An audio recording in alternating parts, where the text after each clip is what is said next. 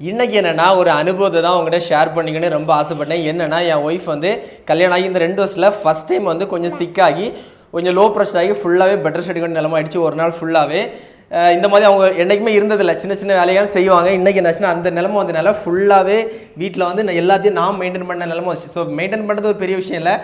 பாத்திரம் கழுவதாக இருக்கட்டும், நம்ம வந்து துணி வாஷ் பண்ணுறதா இருக்கட்டும், சாப்பாடு செய்கிறதா இருக்கட்டும், ஸோ எல்லாமே செஞ்சுக்கிட்டு தான் இருந்தேன். சேம் டைம் என்னாச்சுன்னா சைராவையும் மெயின்டைன் பண்ணுறதுங்கிறது நான் யோசிக்கவே இல்லை. ஸோ இது ஒரு சாதாரண வேலை தானே, செஞ்சிடலாம்னு நினச்சேன். பட் சேம் டைம் சைரா வந்து ஒரு பக்கம் சைராவையும் எடுத்து வச்சுருக்கணும். எடுத்து வச்சுக்கிட்டு பாத்திரங்களதாக இருக்கட்டும், சைரா இடத்துல குளிப்பாட்டுறதா இருக்கட்டும், அந்த கேப்பில் நம்ம சமையலையும் பண்ணணும்.